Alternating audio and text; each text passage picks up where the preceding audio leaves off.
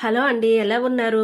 మనం ఈవేళ లక్ష్మీదేవికి ఆర్తి తయారు చేసుకుందామండి. ఆర్తి అంటారు కొంతమంది, తిమ్మలం అంటారు కొంతమంది, బియ్యం పరమన్నం అంటారు కొంతమంది, వరిపిండి పరమన్నం అంటారు. అలాగా మనం ఈ ఆర్తి అనేది తయారు చేసుకుందామండి. ఒక బియ్యం తీసుకొని చక్కగా అది నానపెట్టుకోవాలండి. కడుక్కొని 2-3 సార్లు కడుక్కుంటే తెల్లగా అందంగా ఉంటుంది అనమాట పిండి అనేది.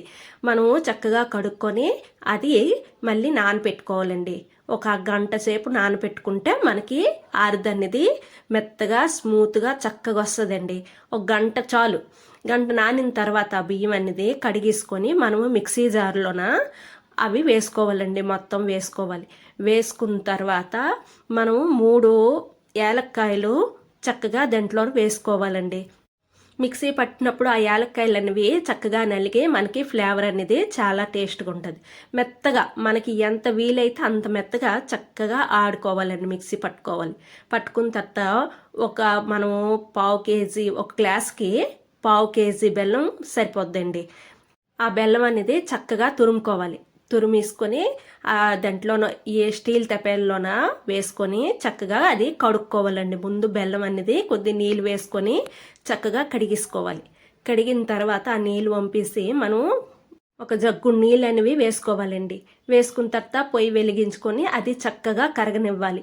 కరగనిస్తే మనకి అది మరుగొచ్చిందంటే ఇసుక డస్ట్ ఏదున్నా తేలిపోయి చక్కగా ఉంటుందండి. మనం ఒక కొబ్బరి చెక్క తీసుకొని చక్కగా ఈనిల్లాగా పల్చగా చక్కగా కోసుకొని ఆ మీద డస్ట్ అంతా చెక్కకి ఉంటుంది కదా నల్లడిది, అది తీసి చక్కగా ఆ పీసులన్నీ కోసుకొని దాంట్లోన వడగొట్టుకోవాలండి. ఈ బెల్లం అనేది ఇసుక గట్ట లేకుండా వడగొట్టుకున్న తర్వాత దాంట్లోన కొద్దిగా సాల్ట్, 1/2 స్పూన్ సాల్ట్ వేయాలి. తర్వాత పెద్ద స్పూన్ పంచదార వేయాలండి.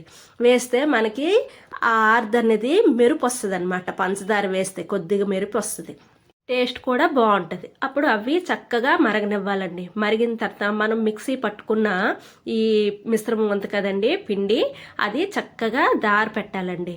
ఉండలు కట్టకంట దారి పెట్టుకొని చక్కగా ఈ ఆరిది అనేది మనం చూడండి చిక్కబడిపోయింది. బేగి చక్కగా సిమ్లోన ఉడకనిస్తే మంచి ఆర్ది తయారవుద్దండి. లక్ష్మీదేవి ప్రసాదం ఆర్ది రెడీ.